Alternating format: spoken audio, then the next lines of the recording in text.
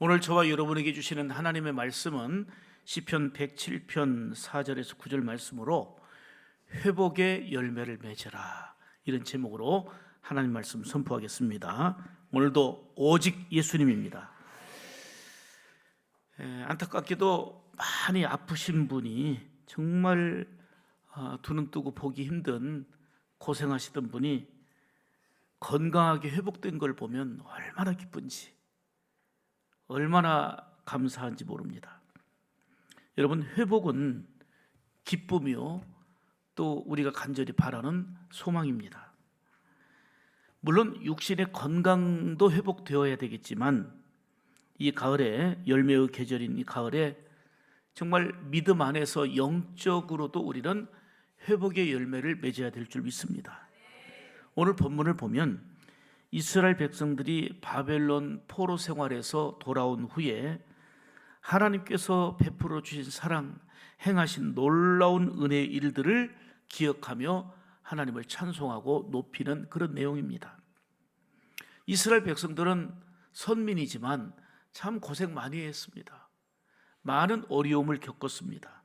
가장 힘들었던 것은 바벨론에서 포로 생활하면서 다 짓밟히고 유린당하고 빼앗긴, 자유를 잃어버린 그런 세월이었습니다. 그들에게 무슨 자유가 있어요? 무슨 희망이 있습니까?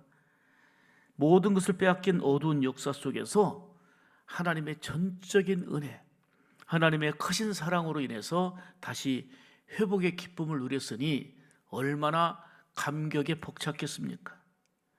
그것도 이방 왕인 고레스 왕을 통해서 이스라엘 백성들의 귀환을 명령하게 되었고, 예루살렘으로 돌아온 그들은 무너진 성벽을 재건하고 그리고 성전을 건축해서 하나님께 예배드릴 수 있게 되었으니 얼마나 감격스럽습니까? 다시 말하면 육체적인 회복은 물론이지만 영적으로 자유와 회복의 기쁨을 누리게 된 것입니다. 모든 것은 전적으로 하나님의 주권적인 섭리의 은총이었습니다. 절망의 상황 속에서요, 캄캄한 상황 속에서요, 하나님의 개입하시니까 희망으로 바뀌게 되고 밝은 회복의 역사가 임하게 된 것입니다. 4절 5절을 보시면 같이 읽겠습니다. 4절 시작. 그들이 광야 사막길에서 방황하며 거주할 성읍을 찾지 못하고, 광야 사막길에서 헤매고 방황했던 그들이에요. 자, 5절 봅니다.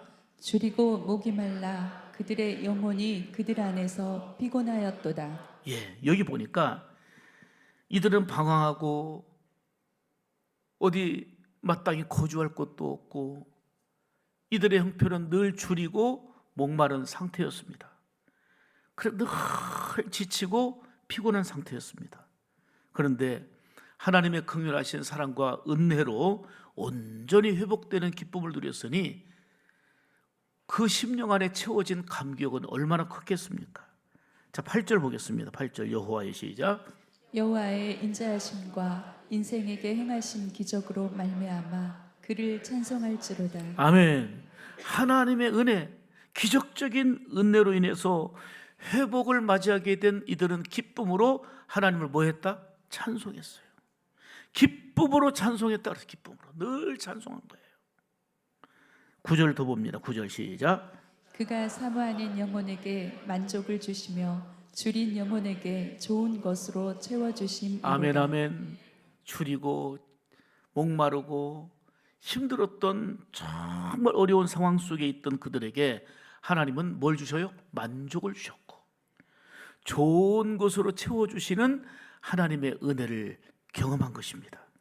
그래서 10절에 보면 흑암과 사망의 그늘에 앉으며 곤고와 쇠사슬에 매였던 그 상황 속에서 사망의 그늘에서 인도해 주셨고 올가매어졌던 구출에서도 끊어주셨음을 고백하고 찬송하고 있는 것입니다. 논문을 깨뜨리시고 쇠빗장도 꺾으셨고 완전한 회복의 기쁨, 은혜를 누가? 하나님이 허락해 주신 것입니다.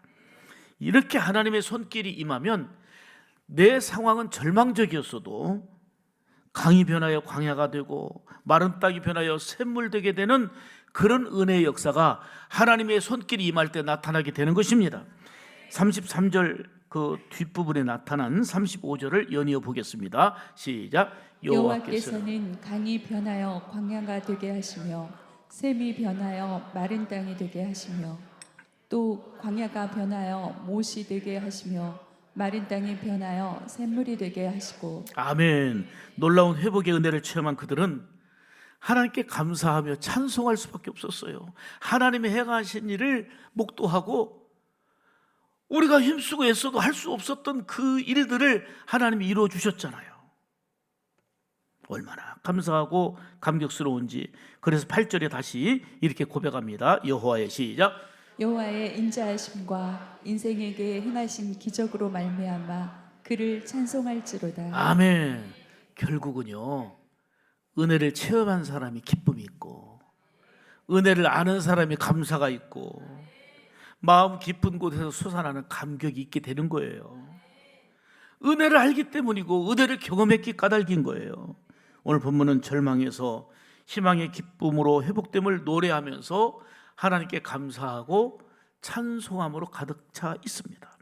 이처럼 전적인 하나님의 은혜와 사랑 속에 살고 있는 저와 여러분들도 하나님께 진정한 그 은혜를 알고 감사와 찬송을 이스라엘 백성들처럼 드리는 그런 감격이 먼저 심령 안에서 회복되기를 주의 이름으로 축복합니다. 우리의 영육간의 회복은요, 하나님의 손에 달려 있어요. 변함없는 하나님의 은혜로 영육간의 회복에 이 가을에 열매 맺는 그런 삶이 되기를 주님의 이름으로 축복합니다.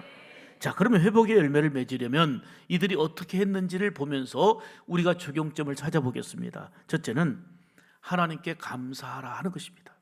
자, 1절 보겠습니다. 1절 시작. 여호와께 감사하라. 그는 선하시며 인자하심이 영원함이로다. 아멘, 아멘. 여러분, 회복됐기 때문에 감사도 있지만 조금 후에 제가 강조하지만 우리는 감사의 시제, 감사의 시점을 우리는 바로 알아야 됩니다. 모든 사람들은 회복을 갈망하잖아요. 육신의 몸도 그렇지만 모든 거 회복을 원하고 있습니다. 그런데 오늘 말씀을 통해서 회복의 길로 가는 첫 코스가 감사예요. 하나님께 감사함이 회복의 열매를 맺는 그런 기쁨이 되는 줄로 믿습니다. 유대인들은 절망 속에서도 뭐가 있었냐면 캄캄한 중에도 여전히 하나님은 선하시고 하나님은 인자하시고 그 인자하심이 영원하다는 것을 알았고 믿었기에 아직은 캄캄하지만 아직은 힘들지만 감사하며 찬양 드릴 수 있었던 겁니다. 때로는 우리도 살다 보면 하나님의 뜻이 뭐지? 하나님의 계획이 도대체 무엇인지 알지 못해서 직면한 고난에 눌려서 원망하고 불평하고 시리에 빠질 때가 있습니다. 그러나 분명한 것은 하나님은 그것까지도 합력하여 선을 이루시는 분이신 줄 믿습니다. 그러므로 어떤 일이 있어도 하나님을 절대적으로 믿고 의지하는 흔들리지 않는 이 믿음이 우리에게 필요한 것입니다. 시편 50편 23절에 말씀합니다. 시작. 감사로 제사를 드리는 자가 하나님을 영화롭게 그렇습니다. 하느니라. 그렇습니다. 감사로 제사를 드리는 예배하는 자가 하나님을 기쁘시게 하고 영화롭게 하는 것입니다. 감사하며 사는 자가 하나님의 일하심을 보게 되고 결국은 회복의 열매를 맺는 기쁨이 뒤따르게 될 것입니다. 그렇습니다. 회복의 열매는 변함없는 하나님의 사랑과 그 선하심을 믿고 감사하는 자에게 주어지게 되는 것입니다. 요나를 보게 되면 하나님이 말씀하셨지만 내 마음과 다르고 내 생각과 다르다 싶어가지고 피해버립니다. 불순종해버립니다. 그리고 다시스로 도망갔습니다. 그러다가 큰 풍랑을 만나고 큰 어려움을 겪었습니다. 과정을 잘 아시니까 결국은 요나는 바다에 던져지게 되었는데 큰 물고기 뱃속에 삼킨 바 되는 그런 존재가 됐습니다. 요나서 2장을 보면 물고기 뱃속에서 드린 요나의 기도가 나옵니다. 그런데 그 내용을 간추려 보면 얼마나 큰 고통이었는지 그 물고기 뱃속에 있었던 그 상황을 스올의 뱃속이라고 그랬습니다. 스올은 음부입니다. 지옥을 의미하는 또 다른 단어입니다. 그가 겪고 있는 고난은 지옥이 따로 없다, 지옥 같은 고통이었다라고 하는 것을 얘기한 것입니다. 그 지옥의 고통, 절망적이고 캄캄한 그 상황 속에서 하나님께 뭐 했다? 기도한 것입니다. 여기서 요나는 회개하며 기도하다가 감사의 기도로 승화됩니다. 지옥 같은 그 상황에서 어떻게 감사가 나옵니까? 회개하며 다시금 하나님의 존재 그 자체를 인정하게 되었고 바라보면서 회개하다가 그 수월의 그 음부의 고통 같은 상황 속에서 감사의 기도로 승화됩니다. 요나서 2장 9절에 보면 이렇게 고백하지요. 시작. 나는 감사하는 목소리로 주께 제사를 드리며. 여러분, 자유를 얻었기 때문에, 해방됐기 때문에 감사하는 건 당연하지만 여전히 지옥 같은 고통과 어려움은 여전하지만 내가 회개하고 하나님의 존재를 분명히 인정하고 본질을 찾을 때에 이 속에서 감사하는 제사, 하나님께 영화롭게 할 수 있는 감사의 삶이 될 줄로 믿습니다. 그렇습니다. 중요한 것은 감사의 시점이에요. 하나님께서는 그 요나의 기도를 들으시고 큰 물고기 뱃속에서 이제는 요나를 토하게 해서 나오게 하셨거든요. 그러니까 할렐루야 한 게 아니고 지금 스월의 고통, 지옥 같은 고통 속에서 회개하다가 감사의 기도를 드린 감사의 시제, 감사의 시점을 우리는 놓쳐서는 안 됩니다. 놀라운 기적을 체험한 후에 해방됐기 때문에 기뻐하고 해방됐기 때문에 감사하는 것은 누구나 할 수 있는 것입니다. 그러나 믿음의 사람들은 여전히 스월의 뱃속과 같은 그러한 고통과 지옥과 같은 고통을 당하고 있지만 여전히 이 속에서 하나님의 인자하심과 하나님의 설하심은 영원하고 하나님은 반드시 구원의 하나님, 나의 하나님임을 믿는 본질의 믿음을 붙잡으면 이 속에서도 감사로 승화되는 줄 믿습니다. 이것이 바로 회복의 길로 가는 놀라운 코스가 된 것입니다. 이렇게 회복의 열매를 맺는 가장 중요한 것은 감사할 수 없는 중에도 하나님께 감사하며 예배할 때의 역사임을 보여주고 있는 거예요. 제가 탈무드를 보니까 참 오래된 책이잖아요. 그 책을 보니까 이런 정말 글귀가 있어요. 세상에서 가장 현명한 사람은 배우는 사람이고 세상에서 가장 강한 사람은 자기와의 싸움에서 자기를 이길 줄 아는 사람이고 세상에서 가장 행복한 사람은 누구냐? 범사에 감사하며 사는 사람이다.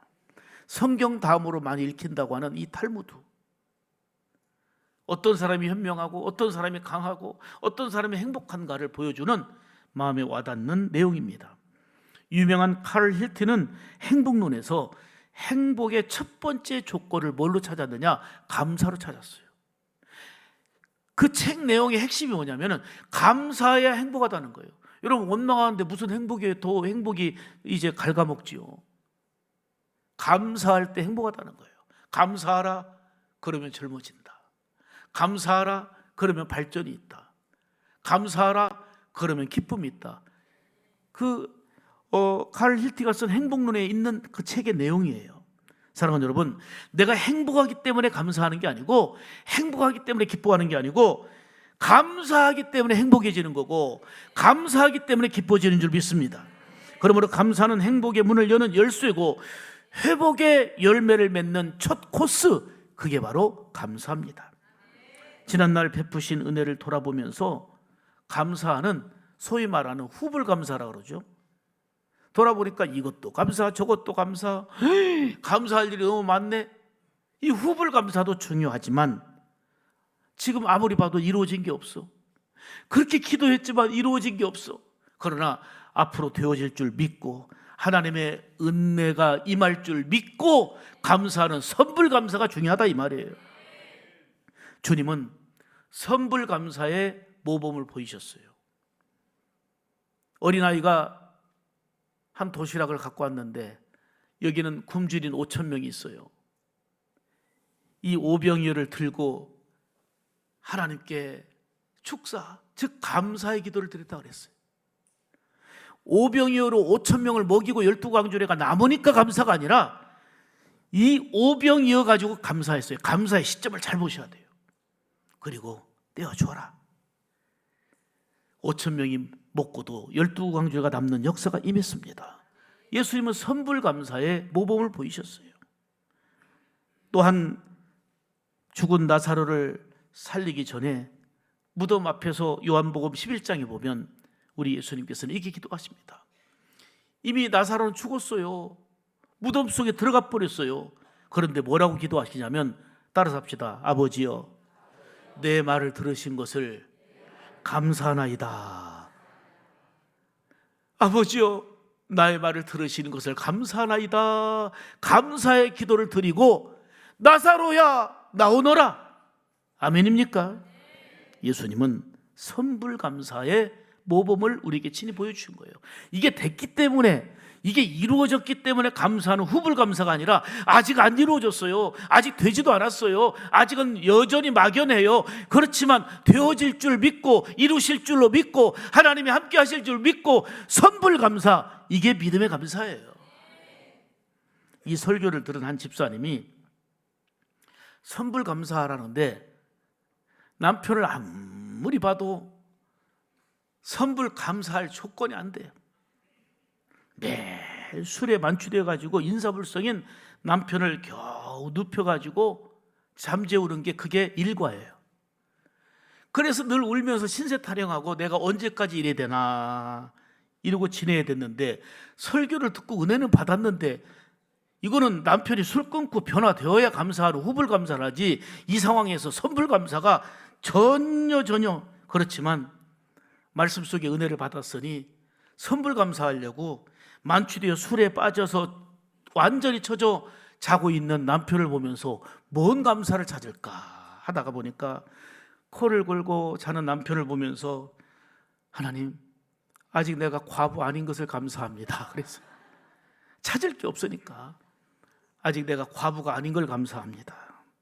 그리고 이렇게 기도하면 남편이 앞으로 달라질 가능성이 있으니 감사합니다. 달라진 거예요, 안 달라진 거예요? 달라질 가능성이 있으니 감사합니다. 그리고 술 취했어도 집을 지발로 찾아오니까 감사합니다. 감사합니다. 그리고 유난히도 토요일 날은 술을 더 많이 처먹으니까 교회 가는데 간다 만다 가라 마라 이런 타치를 안 하니까 감사합니다. 거기다 또 하나 붙였어요. 술 취해가지고 오전 내내 집에서 자고 있으니 내가 교회가 있는 동안 집을 잘 지켜주니 감사합니다. 감사를 찾으려니 이렇게 찾은 거예요. 그러던 어느 날 이게 습관이 돼가지고 말씀대로 적용하려고 남편은 손을 잡고 그냥 감사거리를 찾아서 감사하는데 왠지 짠해지고, 감사거리라고는 찾을 수 없던 그야말로 눈물바람이었고 정말 미움으로 가득 차 있었는데, 분노로 가득 차 있었는데, 이렇게 기도하다 보니까 마음이 짠해지고 불쌍한 마음에 눈물이 나는 거예요. 내가 은혜 받는 거예요. 내가 은혜 받는 거예요. 그러다가 손을 붙들고 남편을 사랑합니다, 하나님 지켜달라고 눈물 뚝뚝 흘리면서 기도하는데, 남편이 깼는데 눈을 안 뜨고 가만히 있는 거예요. 사실은 깼는데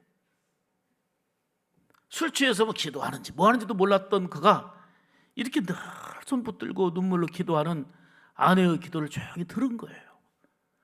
그러더니 어느 날인가 눈을 지그시 뜨더니 이렇게 말한 거예요. 감동을 받은 거예요. 아내에게 말합니다. 나 오늘부터 교회 가줄게. 교회 간다도 아니고 가줄게.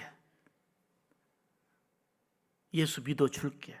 이렇게 시작됐는데 이분이 이제 교회 집사까지 됐어요. 그러면서 이 부인이 간증하기를, 우리 남편은 선불감사로 믿게 된 열매입니다. 선불감사로 믿게 된 열매예요. 답답하고 아직 안 이루어졌지만 하나님의 말씀 듣고 그대로 실천 적용하려다 보니 그냥 아직 안 이루어졌지만 선불감사한 거예요. 선불감사의 열매가 이런 감동 어린 간증의 주역이 될 수가 있게 된 것입니다. 사랑하는 여러분, 회복의 열매의 첫 코스는 감사이고 감사하는 자에게 놀라운 회복의 은혜를 하나님이 허락하시는 줄로 믿습니다. 두 번째는 회복의 열매를 맺으려면 회개하며 기도해야 되는 거예요. 기도해야 돼요. 자, 10절과 11절 봅니다. 사람이 시작. 사람이 흑암과 사망의 그늘에 앉으며 곤고와 쇠사슬에 매임은 하나님의 말씀을 거역하며 지존자의 뜻을 멸시함이라. 예, 지금 고통당하고 너무 힘든 것은 하나님의 뜻을 거역하고 불순종했기 때문에 이런 고통과 아픔이 있다는 걸 알았기에 그걸 말하는 거예요 지금. 그래서 이 앞에서 하나님께 회개하며 기도합니다. 여러분 생각해 보세요. 상식적으로 집안에 어떤 쾌쾌한 냄새가 나요. 뭐지?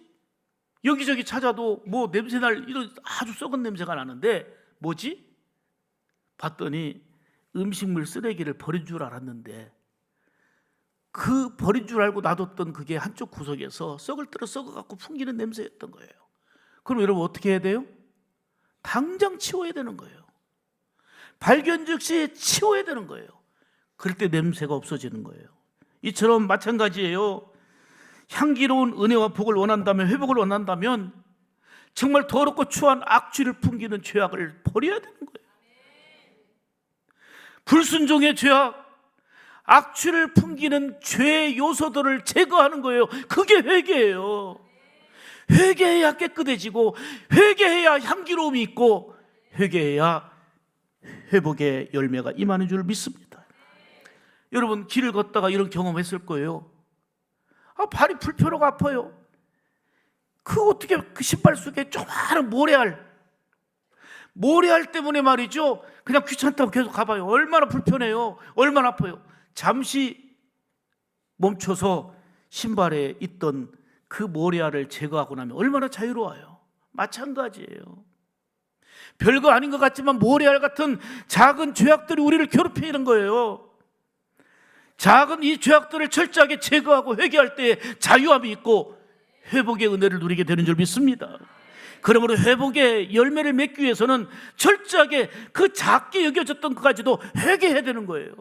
기도해야 되는 거예요. 유대인들은 고통 중에 회개하며 기도했습니다. 오늘 본문의 6절 그리고 뒤에 보면 19절 28절도 간절히 회개하며 기도하는 내용이 나와요.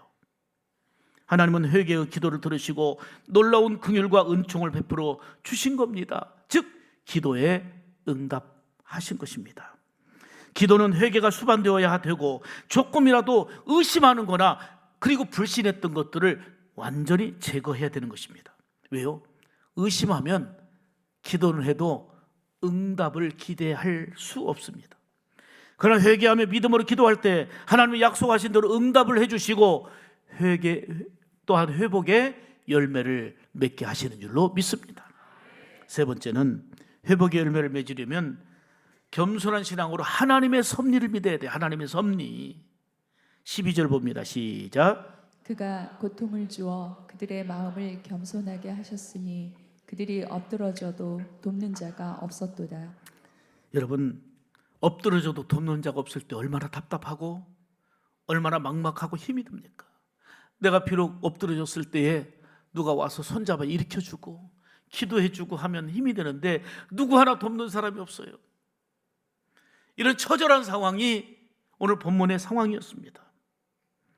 그런데 하나님이 이 백성이 고통당하도록 잠시 내버려 두신 것은 뭐냐면 그들에 있는 교만의 독소를 빼내기 위해서였어요. 그들의 아집과 죄의 요소, 교만의 요소를 다 제거하고 빼도록 하나님의 자녀들이 고통당하는 걸 볼 때 하나님의 마음은 아프시지만 그냥 잠시 외면하시고 침묵하셨던 겁니다. 이처럼 하나님은 겸손한 신앙으로 하나님의 섭리하심을 믿고 사는 자에게 회복의 열매를 맺게 하시는 줄 믿습니다.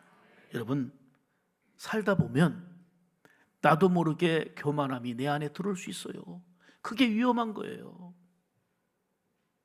오늘 새벽에 오늘 다니엘 기도 때문에 많이 못 오셨어요. 많이 못 오셨지만 제가 새벽에 말씀드렸는데 오늘 유튜브 설교를 들으세요. 다 아깝지만 다 얘기할 수가 없네요. 정말 제가 봐도 주옥 같은 말씀이에요. 제가 잘한다는 게 아니고 진짜 하나님의 기가 막힌 말씀을 주시는 거예요. 기가 막힌 말씀을 주시는 거예요. 여러분, 그 교만에 대해서는 오늘 유튜브 보시고, 더 길어지니까, 교만은 넘어지는 길이요 겸손은 지속된 은혜의 삶이요 승리하는 비결인 줄 믿습니다. 그래서 잠언 29장 23절에 이렇게 말씀하죠. 시작. 사람이 교만하면 낮아지게 되겠고 마음이 겸손하면 영예를 얻으리라. 아멘. 이스라엘 백성들이 말씀을 따라 순종하는 길로 가다가 어느 순간에 교만하여 자기 생각대로 가고 자기 옳은 대로 가고 자기의 길로 간 겁니다. 선지자의 말도 안 들어요. 주의 종의 말도 안 들어요. 영적 지도자를 통해 주시는 하나님의 말씀을 듣지를 않아요. 왜요? 교만하니까 그래요. 그러다가 고통 속에 힘든 세월을 보내야 했습니다. 하나님은 그때 이방 나라를 잠시 채찍의 도구로 쓰시는 거예요. 그 선민보다도 이방 나라 우상 섬기고 하나님 없는 이방 나라가 더 귀해서가 아니에요. 잠깐 채찍의 도구로 사용하시며 교만한 그들을 낮추신 것입니다. 겸손한 신앙이 결국 회복의 열매를 맺게 하는 것입니다. 잠언 3장 34절에 말씀합니다. 시작. 진실로 그는 거만한 자를 비웃으시며 겸손한 자에게 은혜를 베푸시니. 아멘, 아멘. 여러분, 물은 높은 곳에서 낮은 곳으로 흐르게 돼 있습니다. 그게 순리예요. 이처럼 겸손한 자에게 하나님의 은혜가 임하는 것입니다. 어떤 일을 만나도 겸손한 신앙으로, 무엇보다도 지금 답답하고 내가 이해되지 않아도 하나님의 섭리를 분명히 믿는 신앙으로 나갈 때에 회복의 열매가 임하게 될 줄로 믿습니다. 4절 보세요. 그들이 시작. 그들이 광야 사막길에서 방황하며 거주할 성읍을 찾지 못하고. 광야 생활하면서 이스라엘 백성들 힘들고 어려웠어요. 그렇지만 막막했던 광야지만 광야는 하나님을 만나는 곳이었습니다. 하나님 없이는 살 수 없는 곳이었기 때문에 전적으로 하나님을 바라보며 왜 나를 광야에 내모라 막막하고 답답하고 힘들게 하셨을까? 이 광야에서 하나님을 만난 거예요. 오직 하나님만을 집중한 거예요. 광야는 하나님의 놀라운 섭리가 있는 장소임을 깨달은 거예요. 비록 광야 생활과 같은 우리의 삶 속에서도 원망, 절망, 시리에 빠지지 말고 하나님의 절대적인 섭리의 손길을 믿고 기대하시기를 주의 이름으로 축복합니다. 하나님은 알맞은 은혜를 공급해 주시고 섭리하심으로 반드시 회복의 기쁨이라고 하는 열매를 허락하실 것입니다. 하나님은 성도들이 광야와 사망의 음침한 골짜기를 지날 때에 결코 외면하지 않으십니다. 보시고 아시는 하나님이 크신 섭리로 이끌어 주시고 인도하신다는 말씀입니다. 신실한 요셉 보세요. 의로운 요셉 보세요. 종살이와 옥살이 등 무려 13년 동안 고통당할 때에 어찌 의로운 사람이 이렇게 신실하고 착한 믿음의 사람이 고통당해야 됐나? 그러나 요셉은 하나님의 섭리의 손길을 조금도 의심하지 않았습니다. 모세도 미디안 광야에서 무려 40년의 세월을 사망의 음침한 골짜기를 지나는 것과 같은 훈련의 연속이었습니다. 하나님이 쓰신다고 하셨는데 어찌 이런 연속된 광야의 삶이어야 했나? 사랑하는 여러분, 그렇지만 모세 역시 하나님의 섭리의 손길, 하나님의 섭리 역사를 놓치지 않았습니다. 지나고 보니 하나님의 크신 은혜가 여기에 있었구나. 따라서 합시다. 지나고 보면 안다. 맨날 지나고 보면 알지 말고 지나고 보면 알기 때문에 이제는 아직 안 지났어도 아는 게, 깨닫는 게 지혜요 믿음인 줄 믿습니다. 당시에는 알지 못해도 여전히 하나님은 일하고 계시기 때문입니다. 무슨 일을 만나든지 겸손한 신앙으로 하나님의 섭리의 손길을 절대로 놓치지 않는 그러한 신앙이 열매 맺는 삶이 되는 줄 믿습니다. 반드시 하나님의 시간에 채워주시고 내 시간에 하나님의 시간에 채워주시고 하나님의 방법으로 인도하십니다. 내 방법으로? 하나님의 방법으로 인도해 주십니다. 그 결과가 회복이라는 열매를 맺게 되는 것입니다. 열매의 계절인 가을을 맞이했는데 영육간에 많은 열매를 맺어야 되겠지만 특히 회복의 열매를 맺기를 주의 이름으로 축복합니다. 늘 하나님께 감사함으로 예배하시기 바랍니다. 회개하며 기도하시기 바랍니다. 작은 모래알이 걷는 행보에 큰 불편을 주는 것처럼 이런 작은 죄악들이 우리를 넘어지게 만들고 고통스럽게 만들고 하나님과의 관계를 깨트립니다. 회개하며 기도해야 됩니다. 나아가 겸손한 신앙과 더불어서 하나님의 섭리를 절대적으로 믿는 신앙으로 나갈 때에 하나님의 시간에 하나님의 방법으로 채워주시고 공급해주시고 결국은 은혜 안에서 회복의 열매를 맺게 하시는 놀라운 감격이 여러분의 삶 가운데 임하게 될 줄로 믿습니다.